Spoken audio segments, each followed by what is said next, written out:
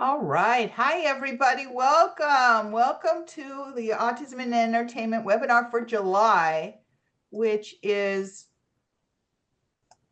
Film Festival Magic. And we're really excited about this particular webinar because film festivals give a really important opportunity for creators to share their work. And you don't have to be in a studio, with a big studio or anything. You can enter many of these film contests.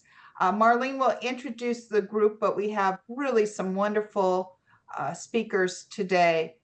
Now, if this is your first time attending an autism and entertainment activity, welcome. My name is Judy Utall. I am the founder and head up what we call the Autism and Entertainment Work Group. And our mission is really about increasing employment for individuals on the spectrum who have talent in the entertainment space. And we do that through four things. One is we want to have employers consider neurodiversity an important thing to be considering in terms of expanding their employment. We also want to strengthen the brand of autism. We think autistic individuals have a lot of superpowers and capabilities that make them particularly capable. And so we want to educate the world on that. There's a lot of government programs that we think are a useful way of helping companies hire people, and we want to educate businesses on that.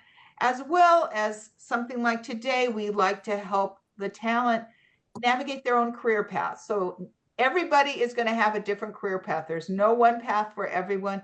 And the more you see other people on their journey, the more that you're able to figure out what's going to work for you. We are funded through our members, just like PBS. So if you haven't joined Autism and Entertainment, please do consider joining. Also, you'll see that next to me, I got to look there, we have our Autism and Entertainment store, and you can buy merchandise that has both our logo as well as the logo designed by Jorge Gutierrez. So this is a great way to help us grow, and all the money we spend is all on you. So please join. We recently did an email showing that there are different ways to join, but you could have DOR or regional center possibly pay for your membership. If you're a member, we have perks, and today's perk is about a 15-minute discussion. And so Joshua Pitney, who joined Autism and Entertainment, will be speaking to Leslie after we're done. And Josh joined on March of this year. Another thing is you got to keep your eye out for perks. This is if you don't want to fear missing out on some great things. This is a picture from yesterday where a group of us went to see the filming or a rehearsal of the Wizards Beyond Waverly Place and in Valencia. And it was a really amazing event. And there were a number of Autism in Entertainment members there.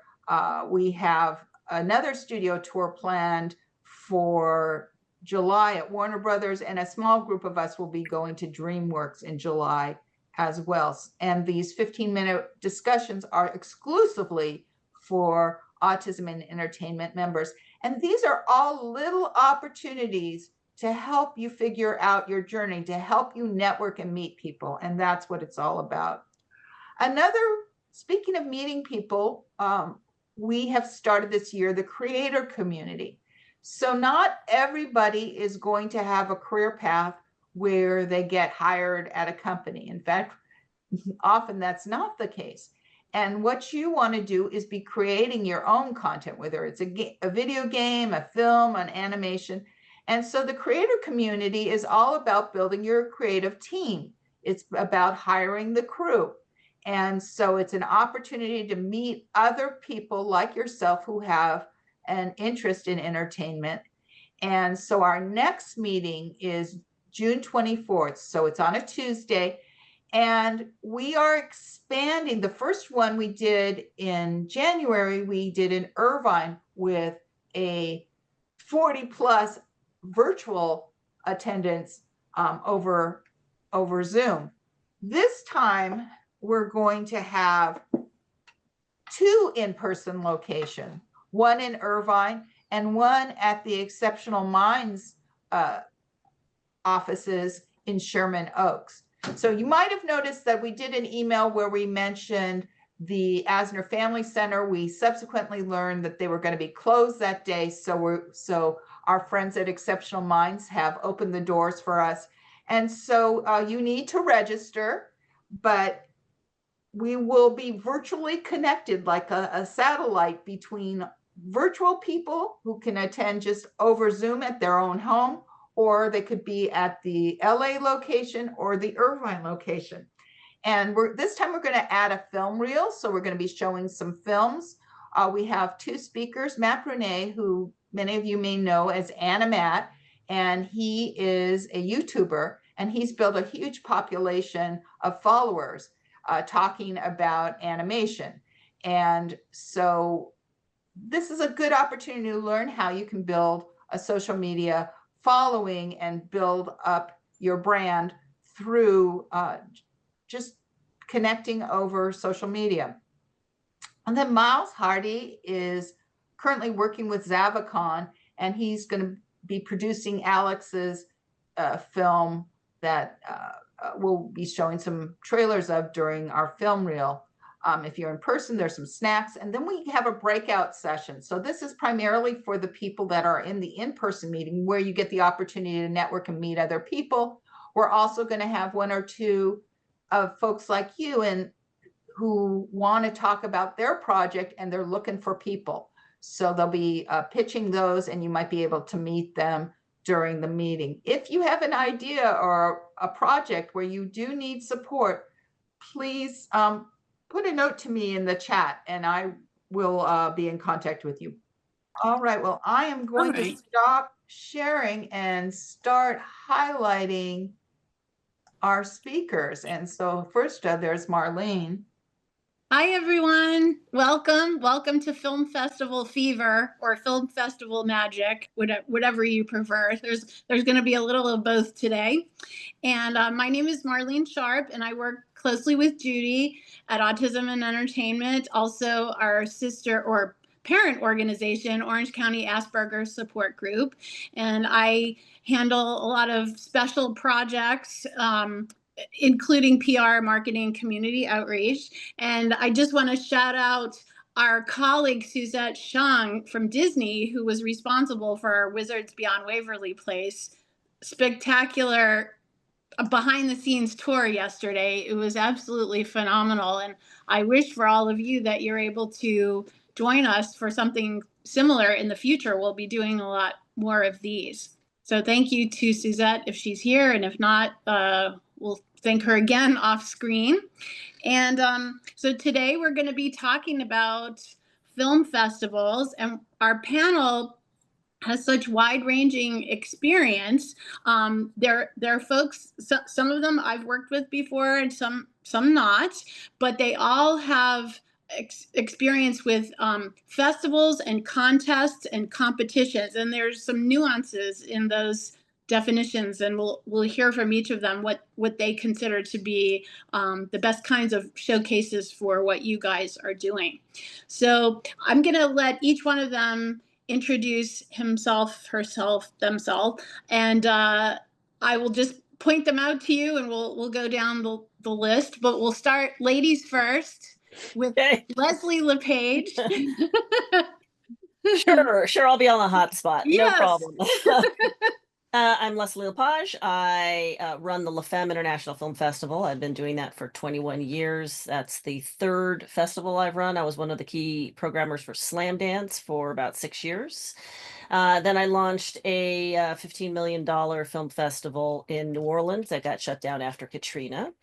I have been in the entertainment industry since I was 4, started as an actor, then worked behind the scenes. I've been a writer, producer, director, line producer, UPM. I also teach at Loyola Entertainment, and I've shot so many places I can't even remember, except I haven't gone to Alaska.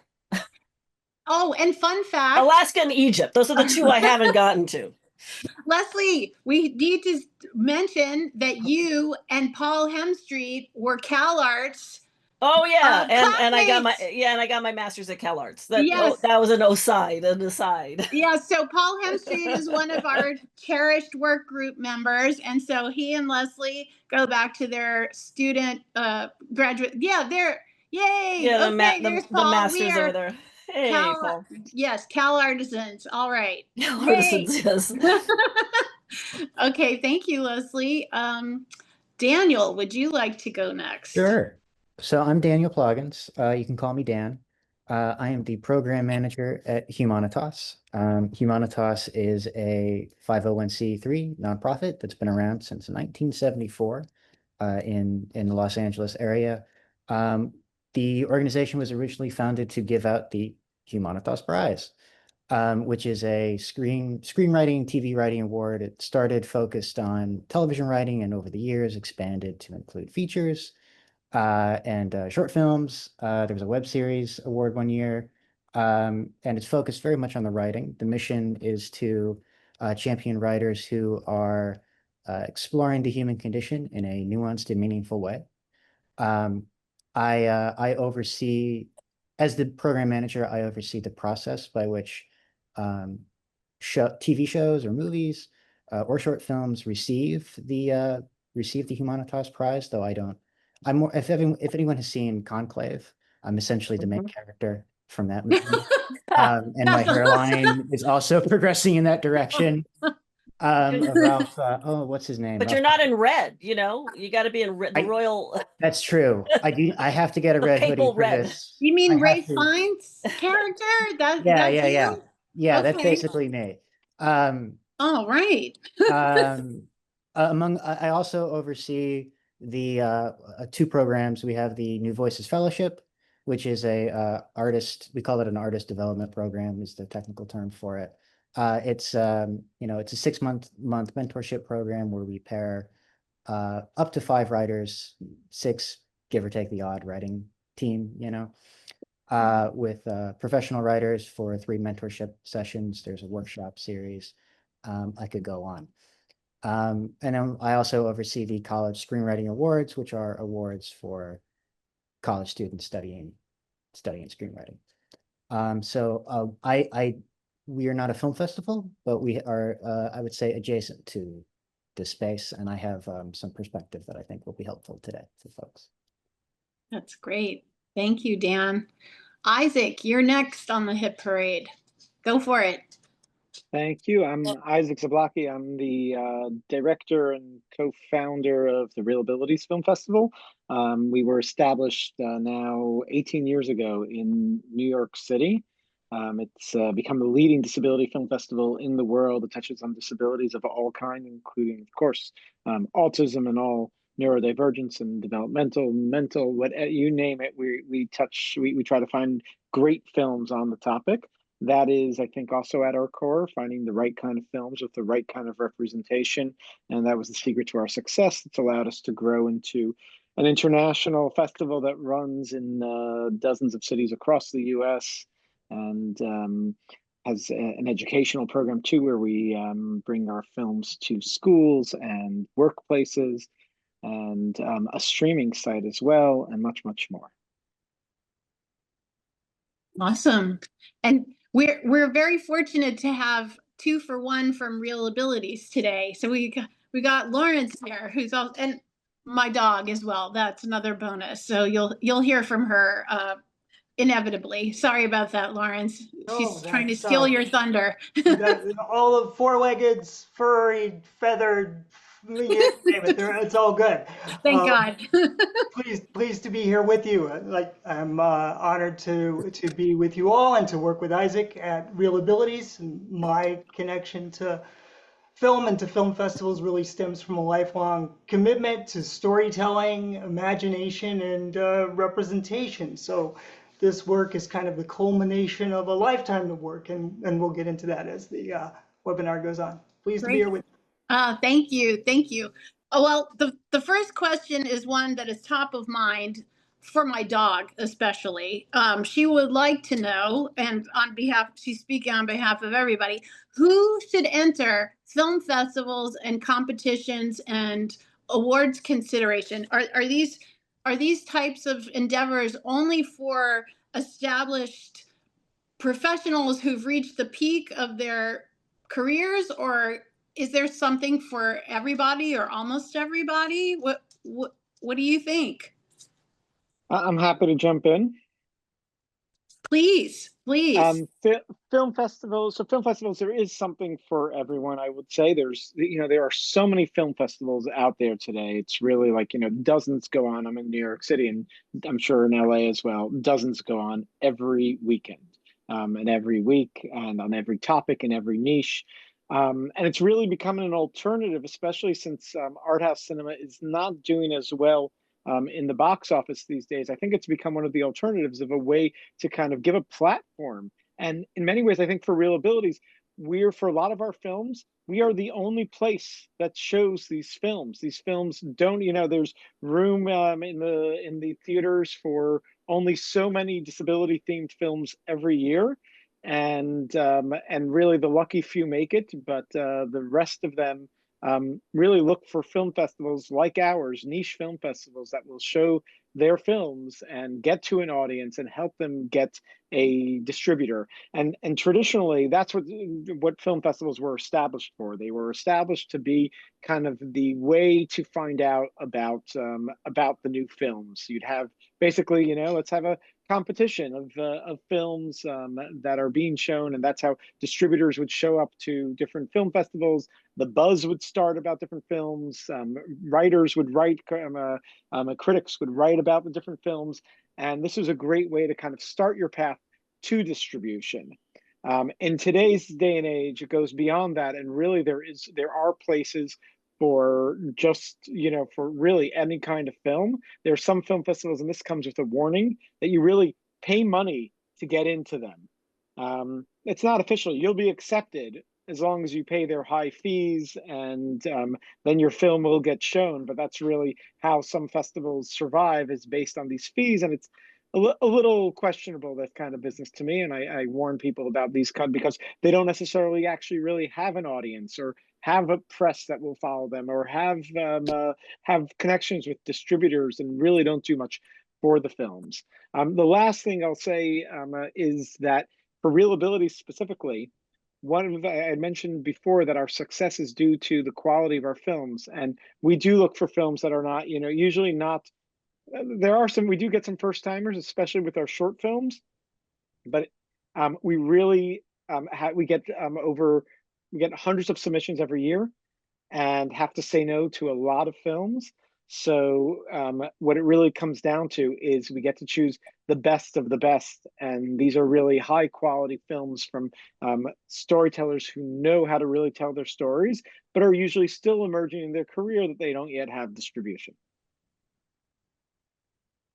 I think I'll jump in. So right now there's over 3,000 film festivals worldwide that have launched. So if you have content, that is for sure a platform for you to exhibit your content. If it's short, feature, doc, writing, music video, web series, there is something for everyone. And the purpose of the festival is to help showcase your abilities as a screenplay writer, a director, a producer, actor, whatever it is that you are focusing in on. All festivals, or I should say 80% of the festivals, charge fees to submit to the festival, because that's part of how we put on the festival. What I think Isaac was really mentioning is the pay to screen festivals, and those I do not advise you to go for at all. And in fact, I always say, start from the festivals that are 10-year-olds and older, and create your list of what you think is the best dating for your project. So if your project's a horror, you want to date a festival that shows horror, right? You don't want to put in a family drama into a horror festival. By doing that, you can target your money that you have to spend to get into the festivals, and you also target and narrow the ability to actually get selected. The reason you want to get selected for festivals is to help for the long form get distribution, because distribution right now is looking for, you know, what festivals you've screened at, what is your audience base, have you won, and all of those help and assist the distribution in their heads justifying picking you up. For the short filmmakers, it really acts as a showcase for you. So if you are new and emerging, absolutely submit your stuff. And if you are a professional, absolutely submit your stuff, because it is a way to showcase your abilities as a artist. I think that's general. Now, Dan, I would just add and echo to what Isaac and to what Leslie said, is that, you know, festivals would be nowhere without storytellers. And here's a newsflash for you. Every pro started out as an amateur. So whether you're a seasoned director who's got a shelf full of trophies, or a first-time director who's shooting things on your phone, right, there's a place for you. So I think the thing to really is not get daunted, and don't be overwhelmed by it. I think if you've got a compelling story and a fresh perspective, there's a place for you, you know. So do your research. Who's showing the kinds of things that you like to watch? Submit at ReelAbilities. You know, we champion voices that challenge convention and that reflect live experiences. And I think that push the boundaries of what you might expect in terms of representation. So I'm very fond of saying that imagination speaks louder than budget, and passion resonates regardless of your resume. So please submit. And love that. somebody asked. Absolutely, absolutely. Like acting, writing, that stands out. Even if your production value is not that great, if you have those things working for you, you'll get into a festival. And also, even if your film is not selected for an award or a special honor, it could lead to more work for you as a work for hire. Like maybe you'd be cast in somebody else's project, somebody who saw you in a festival film, or you could be hired to write for somebody else's project, or, you know, work in some other capacity. Yeah, if you can attend, they're fabulous places to network, Yeah. to meet your peers, to connect with others who have like-minded, you know, doing projects that are similar or different, right? Whether it's drama or narrative, short films, feature films, whatever. And for ReelAbilities, Angel asked in the chat, where can their films be submitted? And, you know, right now submissions are open for ReelAbilities through Film Freeway. And that's at filmfreeway.com/ReelAbilities through early deadlines through October 1st. And the extended deadline is October 24th. So I just shared that link in the chat, and we encourage people to submit. Yes, thank you for that. Now, Dan is going to have a little bit different perspective. Yes. Here he comes. So here I come with my perspective. It's very tall. I don't know what that joke was. Anyway, so Humanitas is not a film festival. We are a nonprofit that has a series of awards programs which are different. The Humanitas Prizes is for produced work, right? So we get a lot of studio submissions for features and obviously for TV. I don't know if there's really independent television is really a thing. And then we have short films. The short films that I see that get nominated tend to have what I'll call credentials, right? Like they've screened at festivals. Many you'd know, many you might not. As for the feature stuff, again, there's a lot of studio submissions, and then there's always indie stuff, and I see kind of a mix of stuff that is we'll say successful, or progresses through the process.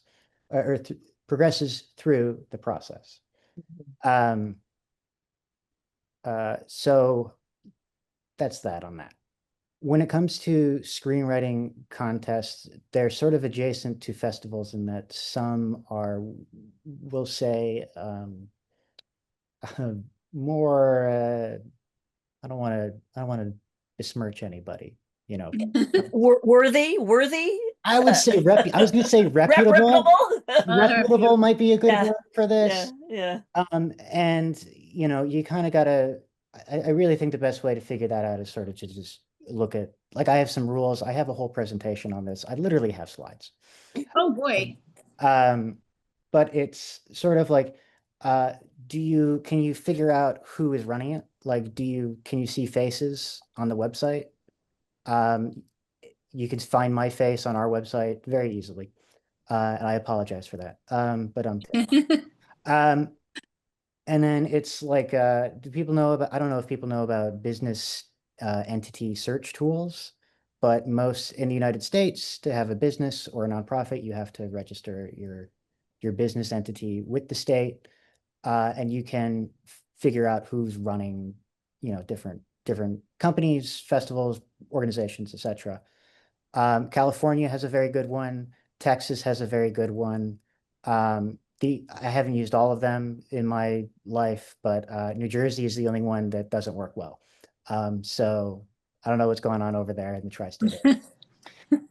But if you can figure out who's running these things and you can learn, you can feel comfortable with it, then you can submit to, I would say you can, like, go for it, submit, right? If you really want it. But there are different things to look out for there. I would say that if you want to submit a screenplay to a contest or a fellowship, it should be very polished. Like, it shouldn't be first draft, probably shouldn't even be second draft. Third, I don't know. Yeah, but it should be polished and you should feel good about it, and other people should feel good about it. Because the thing is, these things like film festivals, these things cost money. And I'm always surprised by just how much money people will spend on these things. And so I recommend setting a budget, planning ahead, et cetera, et cetera. I have spun off into pontification land. Have I covered? Yeah, and I think your answer actually is a good segue into the next question, which is the differences between a film festival and a contest and a competition. And can they coexist? Or are they two separate things? Well, they absolutely Yeah, can coexist. Yeah. Yeah. A lot of festivals have a screenplay contest arm. So certainly, the big difference is, like, as a concept, like, a film festival is very much more of a Showcase. Showcase, or even like a networking event in some sense. Contests don't have that, and awards obviously don't really have that component to them. You know, like, you are submitting something into a machine, so to speak, and then you're getting a result out of it, from a consumer kind of perspective. So like Humanitas Prizes, right? All the nominees get invited to a award show event. Most screenwriting contests or award systems won't really have that. So I think that's really the big difference functionally between a film. The top tier do. Most of those, that the A level, you know, A minus, B plus, they do. You know, B minuses and below usually don't. They'll just give the award out. Right. Yeah. But a lot of festivals have the competition component. Like ours, you'll win best short, best animation, best doc, best feature, best foreign short, best foreign feature, and we have an award ceremony where this is all presented, you know, at the end of the cumulative festival run. Some have audience awards, some are just judged. You also have to make sure that you understand that only, how can I say this? A lot of the C, D, B minus festivals don't actually view your entire content. They're viewing a 2-3 minutes of your content, and if it grabs their attention, then they'll view the rest. So you have to be cautious on submitting to those festivals. That's why I always say, look at the 10-year-olds and older in festivals, because they should have their act together. Our festival, we mandate that every screener watches the whole thing all the way through, reads all the screenplays, TV pilots, all the way through. If not, they are not invited back as one of our screeners. So, you want people that are really going to judge your work entirely, not just, guess and include you. Can I add a And few what if, things here? yes, please. To this. So first of all, in terms of ReelAbilities, we actually we started off by not wanting to make it a competitive film festival. A lot of film festivals are a competition, give out awards. Of course, getting into the festival is really the award. We choose 35 films out of hundreds, and it was only, out of, some people gave us awards that they wanted to give out to different festivals, to different films, that we started including some different versions of awards, but it's kind of not really our style. It's not really a competitive festival on that level. I have been on many juries for awards at different film festivals many times, and it is amazing to see how experts in the field can have completely, and usually do have, completely opposite and different opinions about every film. And ultimately, I'll tell you the little secret of what happens is that because everybody disagrees, this is kind of like sometimes what happens in the elections too. You end up choosing the film that everybody can agree on, which is nobody's favorite film. Yes. We have a good question here that just came in from Christian Velasquez. Are the Saturn Awards or the Oscars, are they considered like gold standard film festivals? That's a good question. Well, the Oscars are absolutely a gold standard. I mean, for the professional filmmakers out there, but they also have the component where they will bring in, a short. In fact, one of the shorts that won the best short category was a short that won our best short category at La Femme. And that was I'm not a robot. Really done super well. One of the best shorts I've seen in a very long time. So those are absolutely, but the top tier is Cannes, Berlin, Toronto, Sundance. Those are, the top tier festivals. And then you kind of rank them down from A minus, B plus accordingly. I think it might help to make a distinction, but because so the Oscars are not, I wouldn't categorize as a film festival. Right. Yeah. But I think that's really the thing. Like I'm not terribly familiar with how the Saturn Awards make their decision. Like, I don't know what their decision-making process is. Yeah. I can describe ours at Humanitas, and I can kind of describe the Oscars in that, like, so the Oscars, it is from, what is it, the Academy of Motion Picture Arts and Sciences. Yeah. So they're a membership-based organization. They have members who are, it's like, I don't know, probably kind of similar to this. Invited professional members. Yeah, right. That's an important distinction to make too. But so there's like a list of qualifying films for the Oscars, and then the membership is then progressively narrowing it down, that list down.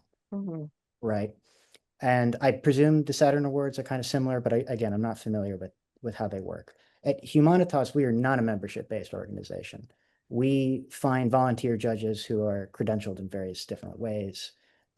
They look at all these submissions, and just like the Oscars, they start narrowing it down to a handful. Mm-hmm. Whereas film festivals are, again, more of a, it seems to me anyway, are more of a like center for screenings and an opportunity for filmmakers, producers, agents, managers, what have you, to gather together, sort of. Yeah, I would echo that sentiment. I'd say the distinction in my mind is that a film festival is two things, right? It's curated and it's communal. Yeah. Right. And so you've got either a selection committee group of people, somebody deciding what films are shown. It could be a group of people, and then it's a place where you come together to showcase. But also, I think it's, the films are the hook, they're the Yeah. anchor, but they're also places to spark dialogue, and particularly at places like ReelAbilities to build community, because our work is yes, it's about the film screenings, but it's also about the Q&As and the panels and the workshops and the connections that extend beyond the screen. So I think the movies are an essential core component, but there's so much with I think a good film festival that builds upon that, Right. where you can learn about the making of that film and the background of the film and the history of the film and all of these things, the techniques and that go into it. The other things like the Oscars, even, while it's not a festival, it's certainly a competition, right? And that tends to get more narrow in terms of awarding what people, and I'm doing air quotes now, consider the best among a limited pool of entries, right? And that's all kinds of specific criteria and categories, as both Right. Leslie and Daniel were saying. So, there's I think a festival like ours at its heart is driven by mission and sort of movement building. I think awards have their place too, but I'd say for us, it's less about competition and more about things like community connection and Right. cultural change. Right. Yeah, in our film festival, we have not only screening of the films, we have network mixers, we have educational panels, we have after hours mixers. It's all about networking, showcasing, meeting other peers to hopefully do content together, then doing the competition within the categories, which is celebrated at the award ceremony. That's kind of how we do it. And Leslie actually has a pitch fest. We have a great pitch fest. Oh my God. That's crazy good to pitch at. Crazy good. Crazy it goes on good. for a couple of hours, and people come up so there's the first part of it is a little bit of a panel discussion with about 6 to 12 experts in the field. And then after the first 45 minutes or an hour, we invite the audience. It's like first come, first serve, to stand up. They get a microphone and then they pitch. They have 5 minutes to pitch their concept. Some of them are doing it on the fly, and some of them are bringing out material that they've actually presented at studios or networks or what have you. And it's always very entertaining to watch. I'm very involved in Leslie's Film Festival, by the way. And does an amazing job. But yeah, but even, some film festivals, some markets also have pitching opportunities for those that want to pitch. That is a great platform to get feedback, to really fine tune the pitching, because it's an art to pitch and to be able to pitch well. Yeah, it's And certainly. I'll share that ReelAbilities has a pitch program too, that goes on as part of our industry summit. Once again, we're selective. We get a lot of submissions and have to pick only a few that then get up there and dance for 5 minutes and try to get the attention of the audience. And it's amazing to see that a lot of these pitches have turned into films and have really grown into amazing projects and have developed relationships with different studios. So it's really fabulous. And the best part is, I think, as Leslie was saying, that the audience really enjoys it. It's, it's kind of like entertaining. It's this like reality event where you're like, who's going to get the rose at the end? And, yeah, and it's almost like a one-person show too, or if it's a team of people, of course, a 2-person or what have you. But a lot of times it's very bare bones of one person getting up there and pouring their heart into this presentation. And Isaac, I'm curious as to how ReelAbilities chooses the people who get to pitch. Is it a submission process ahead of time? There's a submission process ahead of time. We have both for for different genres. So we do for TV, film narratives, and film documentary. We Mhm. also have for rough cuts, we have a pitch program there where people have their rough cuts ready, and they kind of share and show some clips, and also use that format as a pitching program. It's great to have the panel kind of like, the questions that are asked are just really fantastic, and the audience really forms an opinion about which one they want to see win. And yeah, unfortunately, we don't have room for everybody. Yes. That's great though. It's a great opportunity to be able to just present your material directly to tastemakers and potential stakeholders. And how often does that turn into an opportunity, would you say? I would love to hear from Leslie too about people whose work is in the festival and what happens afterwards to them. Well, last year there was a pitch that I think you heard on, oh my gosh, it was a TV show taking it off of the lyrics of Lola. Oh yeah, right. Yeah, so why can I not remember the name of the song? You know what I'm Yeah. talking, what Yeah. Yes. I am Lola, the cabana, thank you. Copacabana. Copacabana. Yes. Sorry, I'm brain dead because I'm in like reading hundreds of scripts. Okay, so this guy goes in and pitches to you guys. Right. He then contacted me. I gave him some additional pointers. He's now reached out to the originator of the song. Barry Manilow? Barry Manilow, who is in Palm Springs, which I told him to do. He is in negotiations with him, and so he's moving forward with this. So, you never know what's going to happen off of a pitch. It really is. Does the concept grab? Yes, are you a good pitcher? Can you convey the story well? But it's about your passion as well as the overall structure of the story you are pitching.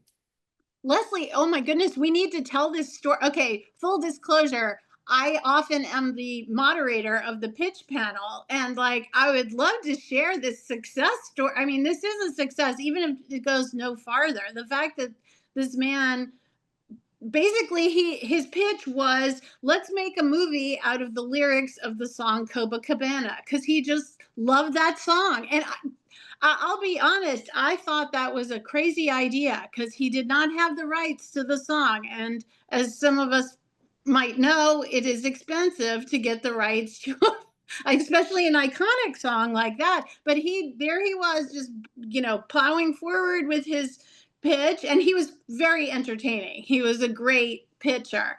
But amazing that he's negotiating with with Barry Manilow, for God's sake. So we'll see how that pans out, but we can talk offline about that. Yes, let's do. That's incredible. Daniel, do you have any amazing stories? I mean, I know you're dealing with generally with folks who are at a different level in their careers, but you've seen newer writers come in through your other programs. So there's New Voices Fellowship and College Screenwriting Awards programs. They're for people who are not yet doing this professionally. And it's a lot of fun for me to do. I just enjoy the process of making this all happen. I really do like my job quite a lot.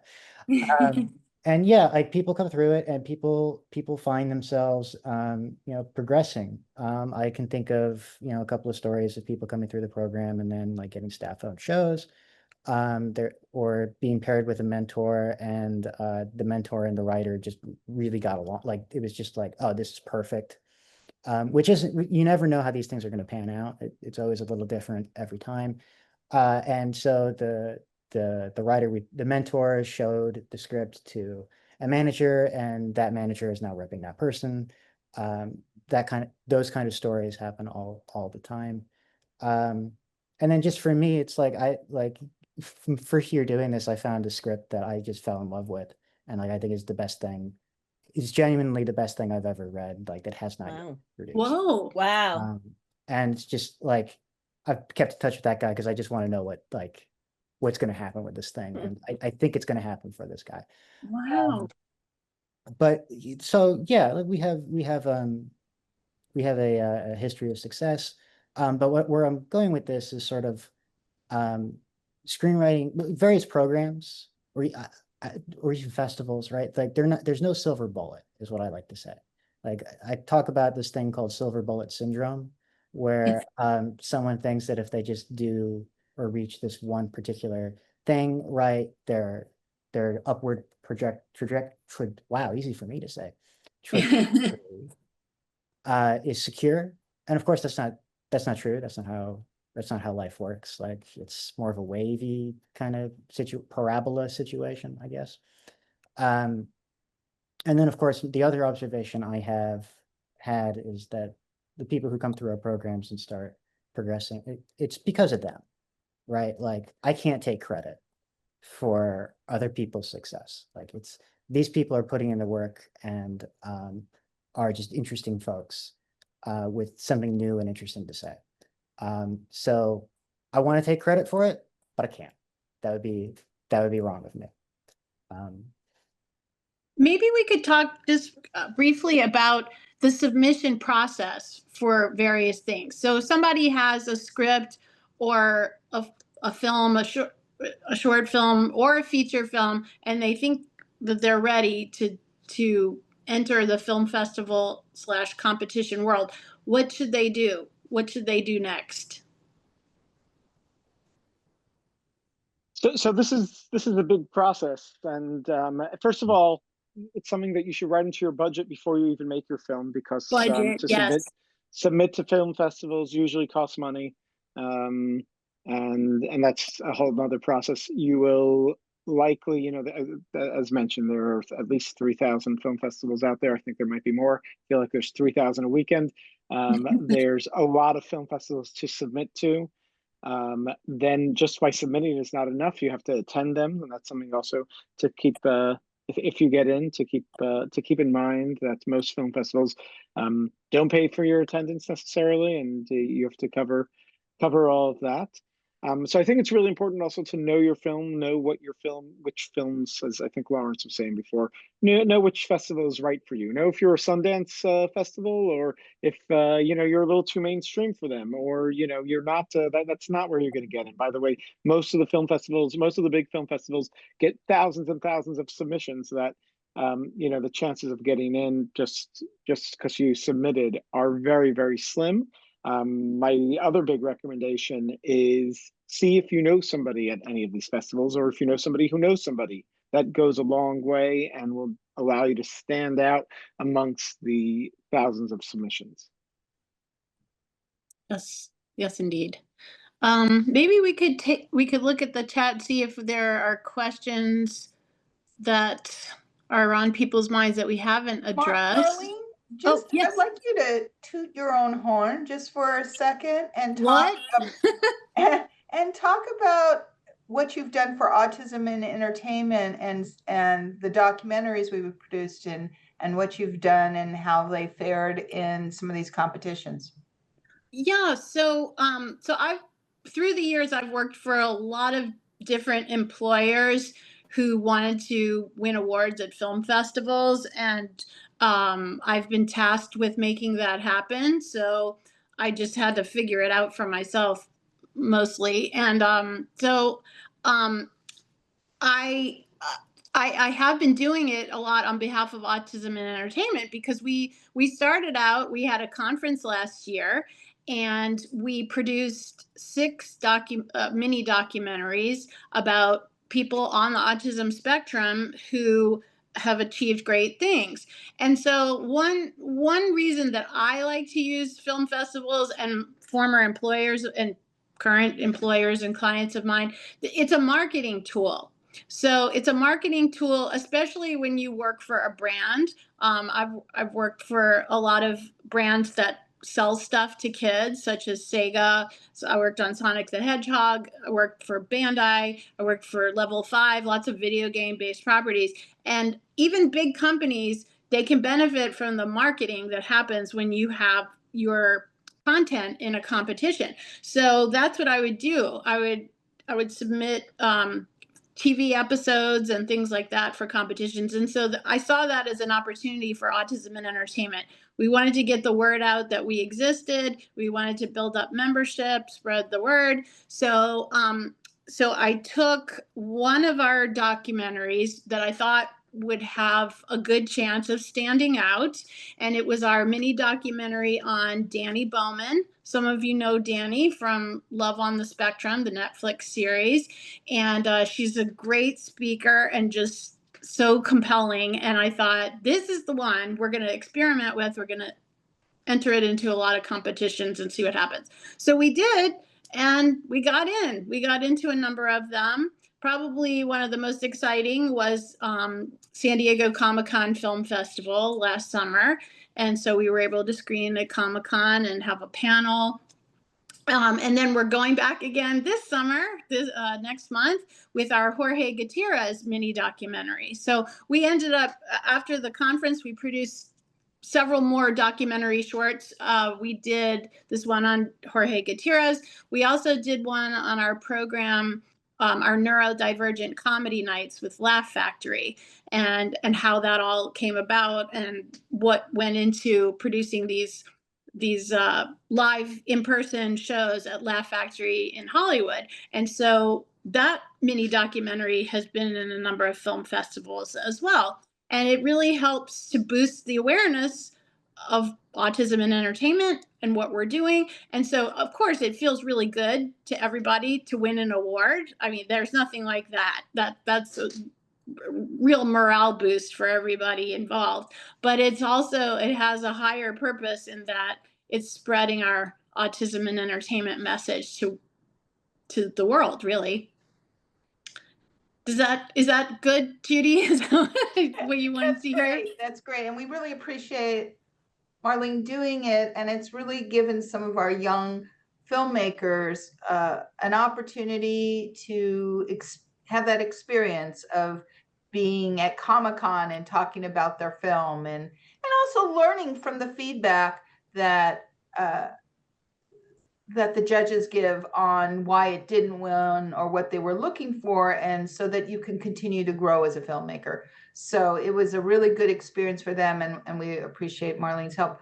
Marlene, you may want to just reach out and see if anybody has any questions, because believe it or not, there's only 6 minutes left. Yes, I know. Well, I had a nice direct message from George. Hi, George. George was on our field trip at Disney yesterday. So nice to see you again on Zoom.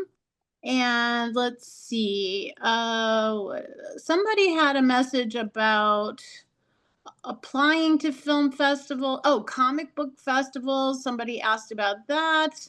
And somebody also asked about pitching. Okay. Let's see if I can find that. Wow, lots of questions. Oh, okay. Christian Velasquez asked, my question is for Isaac, talking about real pitch process. What is the best advice to pitch an idea? Pitch an idea like Disney and Warner Brothers, like at comic book conventions. So I guess any tips on pitching, whether it's at a competition or otherwise? As mentioned, pitching is an art form, and that's really something that you should prepare for as best as possible. Our pitches, like Leslie's, it's like, you got 5 minutes and you have to tell your story. It's kind of like the elevator version, and figure out how to best tell the story to grab the audience in the best way and to give the right kind of information. It's there's a class on it at NYU. Like, it's really an official topic that needs to be studied. Yeah, and when I teach at Loyola, I teach pitching. So, there's a style to it, right? You first have to construct your story, make sure that you are highlighting the large plot points with enough detail to grab the audience, but not too much detail to overwhelm them. And then once you kind of have this constructed on paper, my advice is always you memorize it like an actor. You practice it like an actor. It is a performance. Pitching is a performance. It's not just an oration of your story, because there's an engagement that you're looking for. And you should always have a 2, a 3, and a 5-minute version of this. Because depending on if you're pitching at AFM, it's 2-minute. Con is, I think, 3. So there's different time frames. But practice in the mirror, and practice like you're telling the story Goldilocks to a 4-year-old, because that will help break you out of your stagnation. Sometimes that happens when you're memorizing and freaking out because you're about to pitch in front of 500 people. Yeah, Leslie, you And just reminded me of that old joke. It's very similar to that old joke, which is, how do you get to Carnegie Hall? Practice, practice, practice. Exactly. And you really can't practice enough. You've got to kind of map out, let's say you've got your 3 minutes or your 5 minutes, right? The beginning, the middle, the end of your journey. What's your Has to be arc? yeah. What are those mile markers? What are those signposts in the middle that are going to be of interest, particularly to the judges and the audience? Because even if the judges don't go for it, there might be somebody in the audience who would. And so you've got to kind of keep these things in mind as you're crafting it. And if it is a journey, you've also got to, know where you're starting out, know what your destination is, and how you plan to get there. But leave enough room for, a bathroom break and a side trip to see the world's biggest ball of yarn somewhere in the middle. You don't know what the questions are that they're going to ask you. And so you've got to be prepared to kind of handle things organically that happen in the moment, in addition to the pitch itself. And just a little postscript, Daniel. I have some advice that I think would be helpful. Go ahead. If you don't mind. Yeah. So we work on pitching in the New Voices Fellowship workshop component that I mentioned much earlier. And there are a couple of things that I've learned over the years from listening in on these that I think would be helpful. One is it's nice to think of pitching as like you are telling someone about this movie you just saw and you really, really love it. And this could be like, we've all done this at some point where we see a movie and we're like, oh, holy crap, that was awesome. And we can't stop telling people what about it that we loved. So think about it like that. The other piece of advice that I have for folks is that if you're doing it on Zoom, right, like you can have your notes like kind of off to the side as like a safety belt or a safety belt. And more and more pitch meetings are happening on Zoom all the time. And there's also a way to make it so like the screen is like slightly translucent, so you can like you can scroll it. Yeah, I've never done this before, but I know I have. I have. When I have to cheat. Sure, but then also, I actively pitch, so I still have to memorize, and I'm in front of 500 people at AFM. And the other thing is just like when I do my presentation that I mentioned about contests, like I keep my notes off to the side, but I've done it so many times anymore, I don't even really look at them. But like it's nice to have as like a thing. And my very last piece of advice, because I know we all have to go, is I encourage everyone to try and do stand-up comedy. Because you have to, like, I did it for like 6 months and I bombed like everything. But you walked away stronger. Well, so that's the thing, right? Where it's just like, if you are in a room, for me, it was Hollywood. I won't mention the club, but there's a place you can go in Hollywood, and they do open mics all the time. And I've never heard anyone laugh a single time. Like everybody bombs in there. Except for this, actually, I take it back. There was one guy who killed, but I didn't think he was funny at all. But anyway, my point is, like, if you go out and you're doing stand-up and you're bombing or succeeding or whatever, if you're doing a pitch and it's not landing, well, you've seen that song before, or you've heard that song before. You've done it before. It's not a big deal. It doesn't hurt that bad. So there you go. Yeah, to build strength and listen. Yeah, after you've bombed, I gotta run. I'm sorry. I would add to what Daniel said, just that take an improv class. You may not do stand-up comedy, but take an improv class. Yeah. I acted in college and did improv in those days, and those skills have served me well throughout my career. And once you've bombed in comedy or improv class, like nothing can throw you off anymore. I'll say this: improv is a lot nicer than stand-up. Yes. Those like, Yes. because like Yes. Sure. or even like writing, because like the whole thing with writing is Right. like you're writing something and it's garbage and then you throw it out and you start over again. Right. Like, being very negative. You can't do that in improv. Yeah. Right. And you have other people to support you in improv, so you're not with stand up. It's the comedian and the Yeah. audience. With Well, it's like- improv, you've got a support Right. system. Right. Right. And it's sort of like if you're doing improv and you tell a joke and it doesn't, or like you're going off into a bit and it's not working, if someone then like is making fun of you for doing a thing that's not working, they're making the situation worse. They're being bad improv. Like they're being Right. bad scene partners. It's not on you. Yeah, Or what improv teaches you to do is adapt to any situation. yeah. Yeah. That's what I find. And the other great, sorry, we've gone into comedy mode, so my brain It's went off. awesome. Keep But Awesome. going, but But we it's love just it. like if you're doing improv, right?